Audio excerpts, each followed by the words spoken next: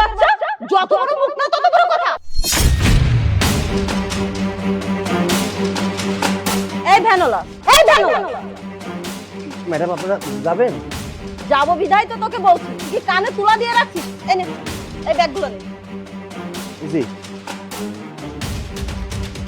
এই ব্যাগগুলো সাবধানে রাখ, ব্যাগের ভিতর কিন্তু লাখ টাকার জিনিস আছে, তোর 7 জন্মের ইনকাম দিও না এগুলো তুই কিনতে পারবি না, তো এটা সাবধানেই রাখিস।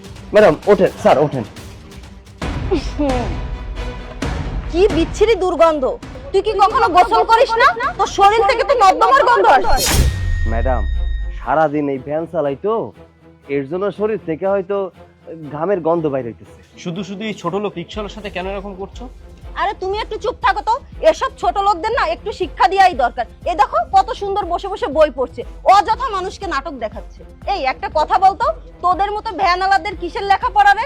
এসব লেখাপড়া না তোদের জন্য না, আমাদের মতো বড় লোকদের জন্য। সো শুধু শুধু নাটক করিস না, তুই জন্ম নিছস শুধু মানুষের পা চাটার জন্য আর ভ্যান চালানোর জন্য, এটাই তোর নিয়তি। তোর 200 টাকা দাও তো। আর এসব বাদ দাও না। আরে তুমি চুপ থাকো না, টাকা দিতে বলছি, টাকাটা দাও। এই নে 200 টাকা।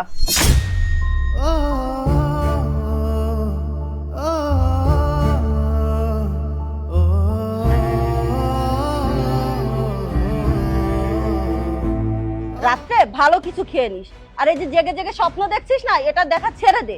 তোদের মতো ভ্যানওয়ালার ছেলেরা না কখনো রাজা হতে পারে না, নিজের যোগ্যতা অনুযায়ী থাক, তার বাইরে যাওয়ার চেষ্টা করিস না। আপা সময় কিন্তু সবার এক যায় না, আজকে আপনি আমার রাস্তা ধুলো ভাবতাছেন, আর এই অপমানের কারণেই মানুষের ভিতরে কিন্তু জেদ জন্মায়। দোয়া করি আপনার সাথে যেন আরেকবার দেখা হয়, এই বেশে না অন্য বেশে। ছোট লোকের বাচ্চা, যত বড় মুখ না তত বড় কথা। তুই কি মনে করছিস লেখাপড়া করে অনেক বড় লোক হবি, তারপর আমি তোর কাছে যাব? শোন, এটা না সিনেমা নাটকে হয়, বাস্তবে হয় না। তো তুই তোর জায়গায় থাক। আলবি চুপ করো না, এভাবে মানুষের সাথে কেন ব্যবহার করছো? দেখছো তো এখানে কতগুলো লোকজন আছে, আমার তো মান সম্মান বলতে একটা ব্যাপার আছে। আমি তোমাকে বারবার করে বলছি যে এখান থেকে চলো, শুধু শুধু তর্ক না করে বাইরে চলো, আর একটা ভ্যানে করে আমরা চলে যাই। তুমি কথাই শুনছো না আমার। এই তুমি চুপ থাকো, তুমি এত কথা কেন বলছো? তোমার মান সম্মান দিয়ে কি আমি ধুয়ে ধুয়ে পানি খাবো? আমি অন্য কোনো ভ্যানে যাব না, আমি এই ছোট লোকের বাচ্চার ভ্যানেই যাব, ওই আমাদের পৌঁছে দিবে। এই তুমি এই ভ্যানে উঠো, এই ছোট লোকের বাচ্চা চল। আমি যাবো না, আপনি অন্য ভ্যানে যান।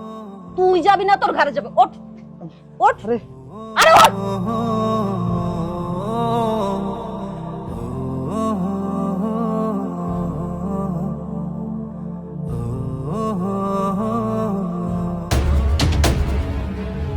Excuse me sir.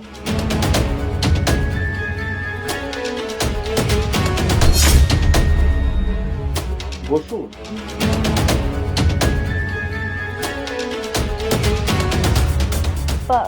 কি হয়েছে ম্যাডাম, পানি খাবেন? না স্যার, পানি খাবো না। স্যার আপনি এখানে?